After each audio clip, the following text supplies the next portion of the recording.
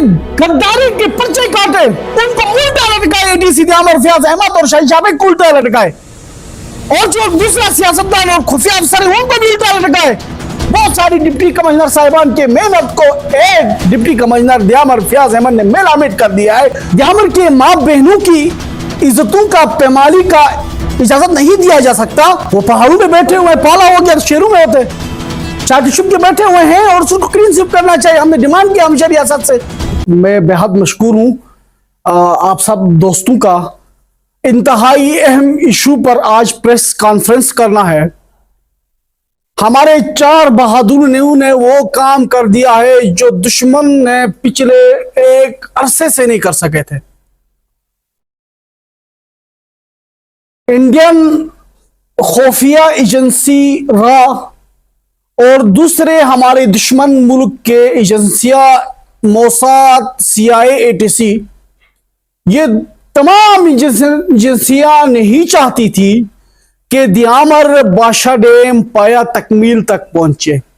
वो रोज अव्वल से साजिशें कर रहे थे कि दियामर बादशाह डैम किसी सूरत ना बने। दियामर बादशाह डैम दियामर में बन रहा है और दियामर एक डिस्प्यूटेड टेरिटरी है। इस वजह से दुनिया नहीं चाहती थी कि दियामर बादशाह डैम बने, लेकिन इसके बावजूद हमारे मुल्क के मुक़्तदर हलकों ने दियामर बादशाह डैम को बनाने के ठान ली। एक अरसा लगे रहे कि ये डैम बने। 2004 से स्टार्ट हो गया। वो काम जो दुश्मन की एजेंसियां नहीं कर सकी, वो काम जो रा नहीं कर सका, वो काम 7 महीनों के अंदर हमारे डिप्टी कमिश्नर साहब, हमारे मिनिस्टर हाजी शाबेक साहब, हमारे एक और ज़ेरक सियासतदान और कुछ खुफिया अफसरान ने मिलकर दुश्मनों ने जो काम करना था वो काम करके दिखाया। दियामर की सरजमीन हमेशा मुहिब वतन रहे थे और दियामर के अंदर से हमेशा पाकिस्तान जिंदाबाद के नारे बुलंद हो रहे थे। और जब से मैंने होश संभाला है और जवानी देखी है, तब से मैंने मस्जिदों में पाकिस्तान के सालिमियत की दुआ सुना था। लेकिन बदकिस्मती से 7 महीनों के अंदर हमारी ये सारी जदोजहद को मिलामिट कर दिया गया। दियामर की धरती से एंटी स्टेट नैरेटिव बुलंद हुआ। गिलगित बल्तिस्तान के दूसरे इजलास से ये पहले से होता नजर आ रहा था, लेकिन दियामर में भी एंटी स्टेट नैरेटिव जिंदा हुआ और धरने में मैं और आप सब ने देखा स्टेट के खिलाफ नारेबाजी हो गई। और ये सब मेरून मिन्नत जो है हमारे जो ये 4 अहबाब जिनका मैंने नाम लिया, इनकी वजह से हुआ। दियामर बादशाह डैम 2004 से 2015 तक एक बड़ी जदोजहद के बाद पाइपलाइन में था, बनने जा रहा था। वो सारी जदोजहद को 7 महीनों के अंदर मिलामेट कर दिया गया। मेरे साथियों भाइयों, ये बात काबिल गौर और आप लोगों की जिम्मेदारी है कि दियामर बादशाह डैम के अंदर बैठे हुए उलमाए कराम जो इस वक्त एहतजाज कर रहे हैं अपने हुकूक के लिए, ये एहतजाज अब संगीन मोड़ पर दाखिल हो चुका है। यह एहतजाज किसी भी वक्त दियामर बादशाह डैम की तरफ रुख कर सकता है।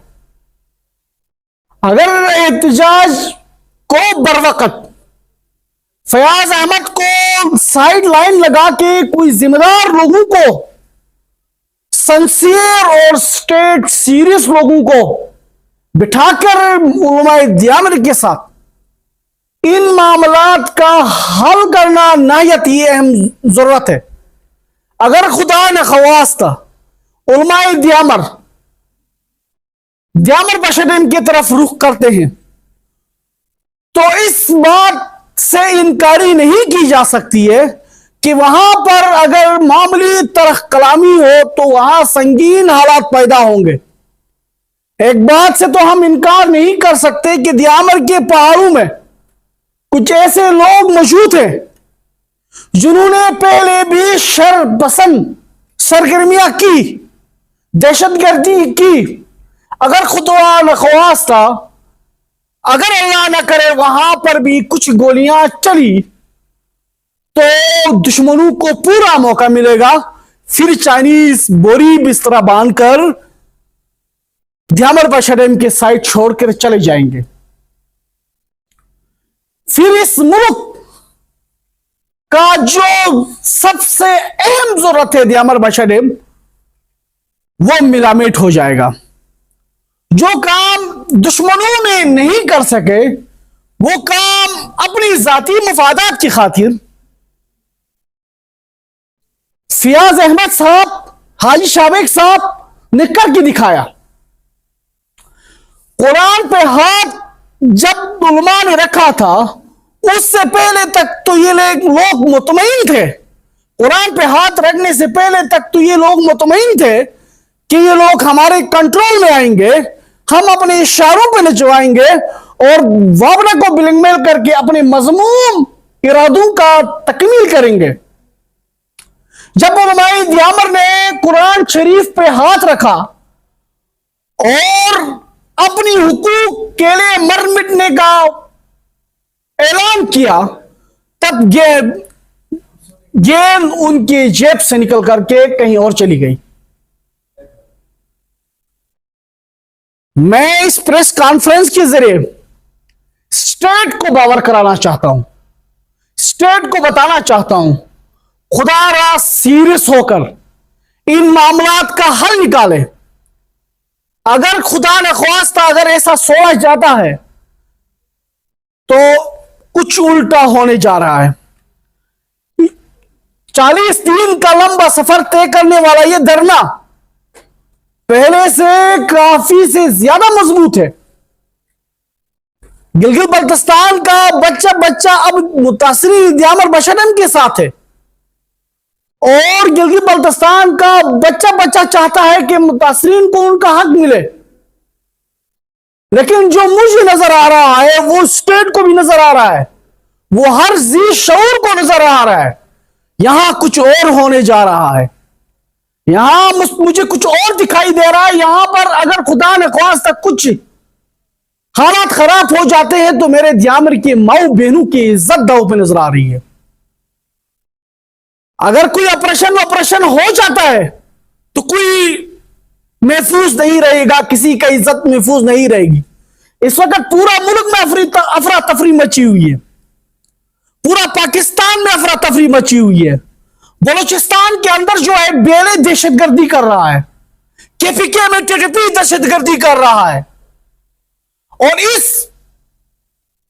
इन हालात में अगर दियामर बशरम में अगर दियामर में कुछ होता है तो ये मुल्क पाकिस्तान के लिए बहुत बड़ा लॉस होगा। ये लॉस 4 बंदों की वजह से होगा। एक बार फिर मैं बता रहा हूं, वाज़े अल्फाज में बता रहा हूं, ये चारों के चार मेरे नजर में गद्दार हैं, क्योंकि 7 महीनों में ही ये मामला गड़बड़ हो गए। 7 महीनों के में इस बंदे ने पूरा दियामर बशरम को और दियामर बशरम के 15 साल की मेहनत को और बहुत सारी चीफ सेक्रेटरी साहिबान की मेहनत को, बहुत सारी डिप्टी कमिश्नर साहिबान की मेहनत को एक डिप्टी कमिश्नर दियामर फियाज अहमद ने मेलामेट कर दिया है। इसमें कोई दो राय नहीं है। मैं बोलूंगा सच, मैं हक बात करूंगा, चाहे मुझे जो भी नुकसान उठाना पड़ेगा मैं करूंगा। इन लोगों का इरादा था पहले हम मामला को ब्लैकमेल करेंगे, आसानी से कुछ पैसे उठाएंगे, उठा के मामला को खत्म करेंगे, लेकिन ऐसा नहीं हुआ। लेकिन उनका जो दिल की अरमान थी वो पूरा नहीं हो गई और अब हालात कुछ और तरफ जा रहे हैं। मैं तमाम मुकद्दर हलकों से, मैं प्राइम मिनिस्टर ऑफ पाकिस्तान से, मैं प्रेसिडेंट ऑफ पाकिस्तान से, मैं सुप्रीम कोर्ट का चीफ जस्टिस से, मैं आर्मी चीफ ऑफ स्टाफ से, मैं अफसर जनरल से, मैं चीफ मिनिस्टर गिलगित बल्तिस्तान से, मैं चीफ सेक्रेटरी गिलगित बल्तिस्तान से दरख्वास्त करूंगा सीरियस होकर मामला हल करे। आपके एक ब्यूरोक्रेट और कुछ सियासतदानों की वजह से मेरे मुल्क के वसीतर मुफादत तबाह होने जा रहे हैं, मेरे पाकिस्तान की वसीतर मुफादत तबाह होने जा रहे हैं। जैमर के लोग भी पाकिस्तान के हैं, जैमर बशटिम भी पाकिस्तान का है, लेकिन चंद लोगों की मुफादत की वजह से यहां पर जैमर बशटिम भी तबाह होने जा रहे हैं, अवाम जैमर भी मुश्किल में फंसने जा रहे हैं। हम आप लोगों को बाहर कराना चाहते हैं तो वक्त से पहले, हालत खराब होने से पहले खुदा इन मामलात को दुरुस्त करे। आप इन चारों को गद्दारी के तहत मुकदमा चलाएं और इनके गद्दारी के पर्चे काटे, उनको उल्टा लटकाए, डीसी दियामर फयाज अहमद और शाहीन शाबेग को उल्टा लटकाए, और जो दूसरा सियासतदान और खुफिया अफसर है उनको भी उल्टा लटकाए। यह मुल्क किसी का जाती मुफादत हासिल करने के लिए नहीं है, यह मुल्क पाकिस्तानियों का है और पाकिस्तानी चाहता है कि पाकिस्तान की वसीतर मुफादत हो। हम इस वक्त फाइनेंशियल क्राइसिस से गुजर रहे हैं, पाकिस्तान डिसेबल है इस टाइम, हर तरफ दहशतगर्दी की हवा चल रही है और दियामर में भी कोई शक नहीं कि दियामर के पहाड़ों में भी दहशतगर्दों के मौजूद है। हमने देखा है उनकी एक्टिविटीज। अगर उनको कोई मौका मिलता है, अगर उनको कोई मौका मिलता है तो वो मौका अपने हाथ से जाने नहीं देंगे।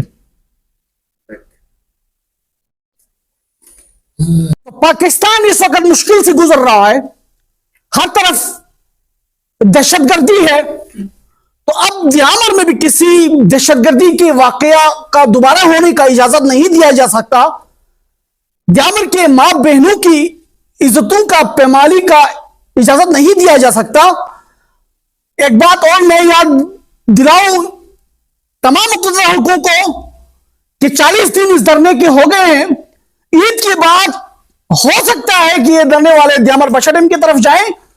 अगर ये लोग दियामर बशटिम की तरफ जाते हैं तो वहां पर इंतशारी टोला कोई ना कोई इंतशार करेगा और मौका मिलेगा इंतशारियों को, वहां पर गोलियां चलेंगी।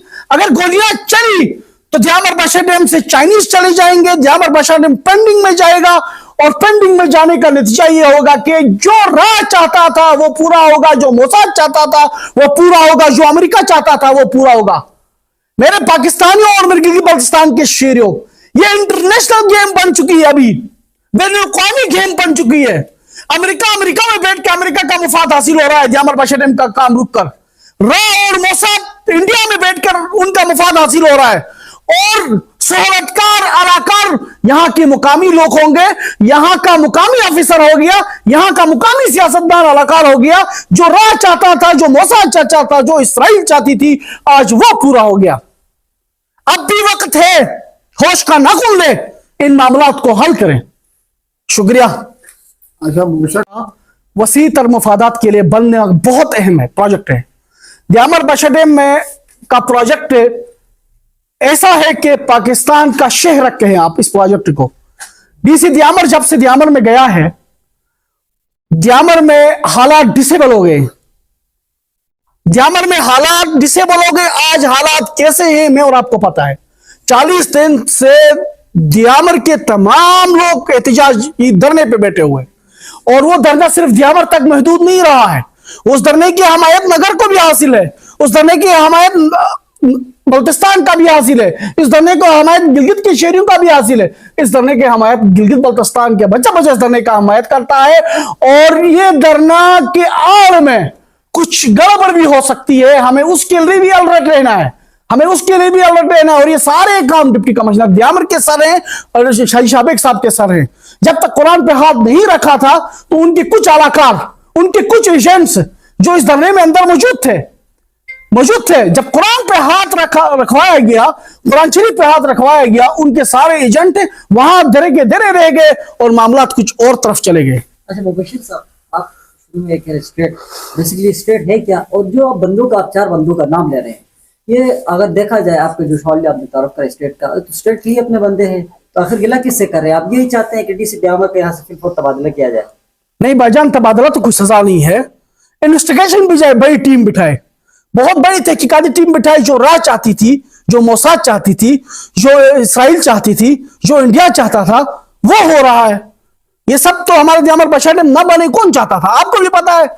बैरूनी होते ही चाहती थी कि दियामर बादशाह डैम ना बने।